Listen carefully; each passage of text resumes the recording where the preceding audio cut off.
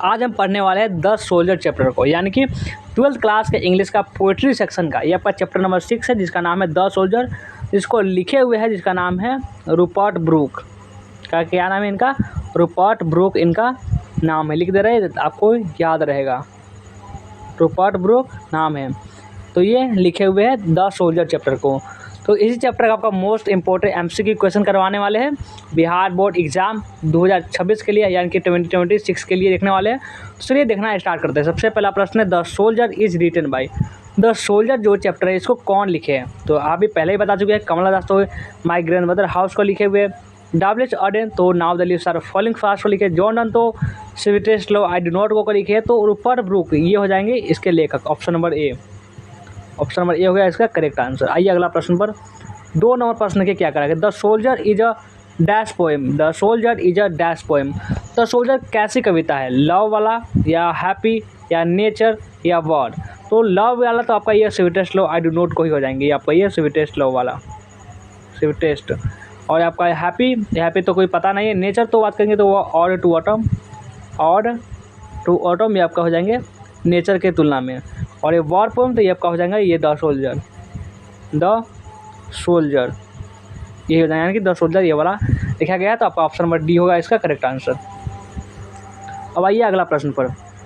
देखिए कि अगला प्रश्न में क्या करा। 3 नंबर प्रश्न है कि the image and presses of dash run through both the stanza. क्या हो जाएगा? ऑप्शन नंबर ए है कि द यूएसए, बी की इंग्लैंड, सी में जर्मनी, डी में फ्रांस। क्या हो जाएगा 3 नंबर प्रश्न का आंसर? तो 3 नंबर प्रश्न का आंसर ऑप्शन नंबर बी हो जाएगा, इंग्लैंड। ऑप्शन नंबर बी हो गया इसका करेक्ट आंसर। अब चलिए अगला प्रश्न पर आइए। अगला प्रश्न है 4 नंबर, और 4 नंबर प्रश्न में कि the dust stands for the dash, यानी कि द डस्ट यानी कि जो धूल जो होते हैं उसको स्टैंड्स फॉर द क्या हो जाएगा? तो वह सोल्जर में यानी सैनिक के बारे में बात किया गया है। ऑप्शन नंबर डी हो जाएंगे इसका करेक्ट आंसर। चलिए अगला प्रश्न पर आते हैं। अगला प्रश्न देखिए क्या कह रहा है। अगला प्रश्न है 5 नंबर, और 5 नंबर प्रश्न के a poem consisting of dash lines is a sonnet. Sonnet में कितने लाइन्स होते हैं?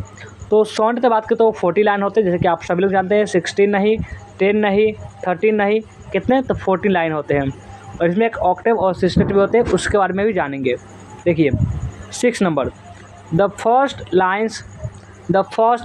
Dash lines are called octave. Octave में कितने लाइन होते हैं? तो ऑक्टेव में बात करें तो ये 8 लाइन होते हैं, और सिस्टेट में 6। इसमें क्या होते हैं? सिस्टेट में होते हैं। तो चलिए अगला प्रश्न पर। 7वां प्रश्न है कि the last dash lines are known as सिस्टेट। सिस्टेट में कितने लाइन होते हैं? सिस्टेट में बात करें तो ये 6 लाइन होते हैं। ऑप्शन नंबर सी हो जाएगा, सॉरी ऑप्शन सी नहीं, ऑप्शन नंबर ए हो जाएगा इसका करेक्ट आंसर। अब चलिए अगला प्रश्न पर देखिए। अगला प्रश्न है 8 नंबर, और 8 नंबर प्रश्न है कि dash is remembered as a war poet. कौन वॉर पोएट के रूप में याद किए जाते हैं, रिमेंबर्ड किए जाते हैं? तो रूपर्ट ब्रूक जी है, जो कि एक ही है जो कि इसमें पूरे आपका सिलेबस में जो कि वॉर पोएट के नाम से जाने जाते हैं। टी.एस. एलियट को तो बाद ही छोड़िए, D.H.. Lawrence, non of these ये सब नहीं। चलिए अगला प्रश्न देखिए। अगला प्रश्न है 9 नंबर, और 9 नंबर प्रश्न है कि the soldier belong to dash.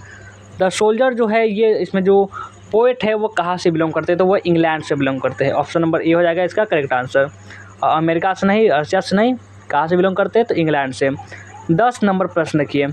Rupert Brooke presses dash, Russia, Germany, England या नॉन ऑफ दीज?